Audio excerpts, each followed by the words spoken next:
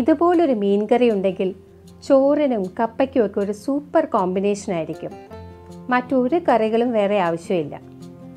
വളരെ ടേസ്റ്റി ആയിട്ടുള്ള കോട്ടയം സ്റ്റൈലിലുള്ളൊരു മീൻ കറിയാണ് ഇന്ന് ഞാൻ ഉണ്ടാക്കുന്നത്. വളരെ ടേസ്റ്റിയുമാണ്, ഉണ്ടാക്കാൻ എളുപ്പവുമാണ്.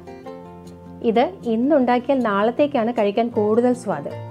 അപ്പോൾ നാളെ കഴിക്കണമെങ്കിൽ ഇന്ന് തന്നെ റെഡിയാക്കി വെക്കാൻ ശ്രദ്ധിക്കുക. ഇതിന് വേണ്ട സാധനങ്ങൾ: അത്യാവശ്യം നിറയെ ചുവന്നുള്ളി എടുക്കുക. ഒരു 20-25 ചുവന്നുള്ളി എടുക്കാം. ഞാനൊരു 1.5 കുടം വെളുത്തുള്ളി എടുത്ത് വെച്ചിട്ടുണ്ട്. ഒരു വലിയ കഷ്ണം ഇഞ്ചി, 4 പച്ചമുളക്, ഇത്രയും. സാധാരണ നമ്മൾ മറ്റുള്ള മീൻ കറിക്കൊന്നും ഇത്രയധികം ഇഞ്ചിയും വെളുത്തുള്ളിയും ഒന്നും ചേർക്കാറില്ല. എന്നാലും ഈ ഒരു മീൻ കറിക്ക് ഇത് അത്യാവശ്യമാണ്. ചുവന്നുള്ളി തന്നെ ചേർക്കാൻ ശ്രദ്ധിക്കുക. സവാള ആയാൽ ഈ ടേസ്റ്റ് കിട്ടില്ല. ഞാനൊരു മീൻചട്ടി അടുപ്പിൽ വെച്ചിട്ടുണ്ട്. അതിൽ വെളിച്ചെണ്ണ ഒഴിച്ച് കൊടുത്തിട്ടുണ്ട്. അത് ചൂടാകുമ്പോൾ നമുക്ക് 1/2 ടീസ്പൂൺ ഉലുവ ഇട്ട് കൊടുക്കാം. ഈ ഉലുവ നല്ലപോലെ ഒന്ന് മൂത്ത് പൊട്ടി വരും. അപ്പോൾ ചെറുതായി അരിഞ്ഞ വെളുത്തുള്ളിയും ഇഞ്ചിയും ഇട്ട് കൊടുക്കാം.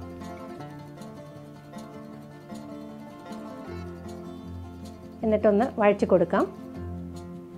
ഒരുപാട് ബ്രൗൺ ഒന്നും ആവണ്ട. നല്ലപോലെ ഒന്ന് മൂത്ത് നല്ലൊരു മണമൊക്കെ വരും. ആ സ്റ്റേജിൽ നമുക്ക് ചെറിയ ഉള്ളി ചേർത്ത് കൊടുക്കാം.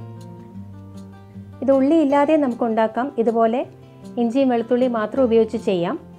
എന്നാൽ ഇങ്ങനെ ചെയ്യുമ്പോൾ ടേസ്റ്റ് കൂടും. ഇനി ഉള്ളി ഉപയോഗിക്കാതെ ചെയ്താൽ കൂടുതൽ നാൾ കേട് വരാതിരിക്കും എന്നുള്ളൊരു പ്രത്യേകതയുണ്ട്. പുറത്ത് തന്നെ വെച്ചാൽ മതി. അല്പം ഉപ്പിട്ട് കൊടുത്തിട്ടുണ്ട് പെട്ടെന്നാവാൻ. ഉള്ളി ഇടാതെയാണ് നിങ്ങൾ ഉണ്ടാക്കുന്നതെങ്കിൽ രാവിലെയും വൈകിട്ടും തിളപ്പിച്ച് വെച്ചാൽ മതി. ഫ്രിഡ്ജിലൊന്നും വെക്കണ്ട. ഞാനൊരു 4 പച്ചമുളക് കീറി ഇടുന്നുണ്ട്.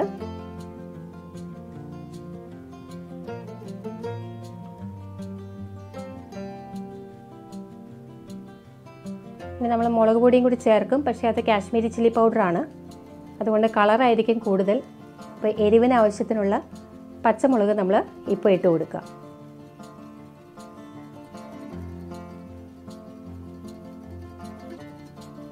എല്ലാം കൂടി നല്ലപോലെ വഴറ്റി ഒരു ബ്രൗൺ നിറം ആവണം. അല്പം കറിവേപ്പില കൂടി ഇപ്പോൾ ഇട്ട് കൊടുക്കാം.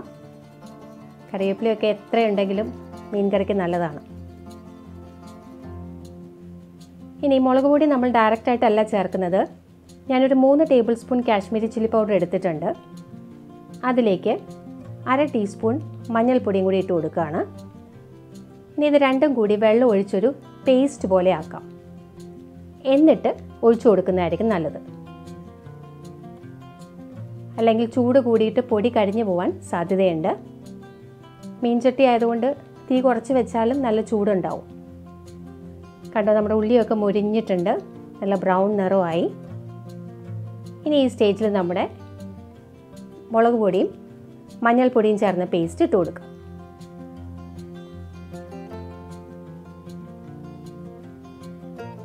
ഇതിലേക്ക് അല്പം വെള്ളവും കൂടി ഒഴിച്ച് നമുക്ക് ആവശ്യത്തിന് ചാറാക്കാം.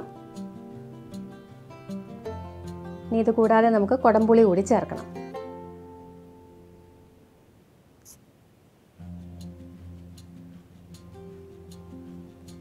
ഒരു 3 വലിയ കഷ്ണം കുടംപുളി ഞാൻ നല്ലപോലെ കഴുകിയ ശേഷം വെള്ളത്തിലിട്ട് വെച്ചതാണ്.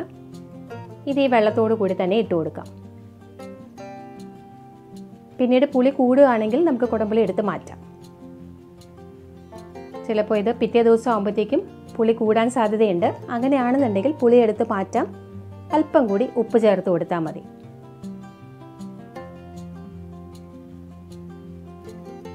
ഇതൊന്ന് നല്ലപോലെ തിളക്കട്ടെ. ആവശ്യത്തിന് വെള്ളം ഇപ്പം തന്നെ ഒഴിച്ചു കൊടുക്കുക. ഇത് പുള്ളി മോത എന്ന മീനാണ്. എറണാകുളം ഭാഗത്ത് ഇതിന് അങ്ങനെയാണ് പറയുന്നത്. ഇത് ചെറിയ കഷ്ണങ്ങളായിട്ട് മുറിച്ചത് നമുക്ക് മീൻ കറിയിലേക്ക് ഇട്ട് കൊടുക്കാം. ഏത് മീനും ഉപയോഗിക്കാം. സ്വാദിനൊരു കുറവും വരില്ല.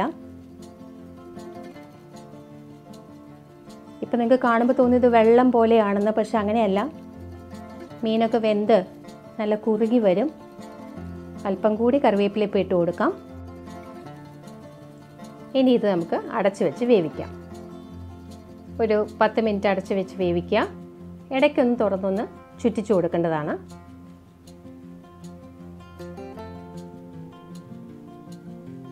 ഇപ്പോൾ ഏതാണ്ട് 10 മിനിറ്റ് സമയമായിട്ടുണ്ട്.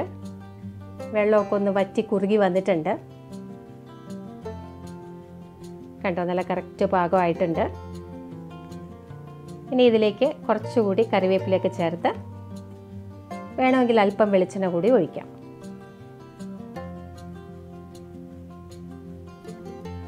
അപ്പം നമ്മുടെ സ്വാദിഷ്ടമായ കോട്ടയം മീൻ കറി റെഡി ആയിട്ടുണ്ട്.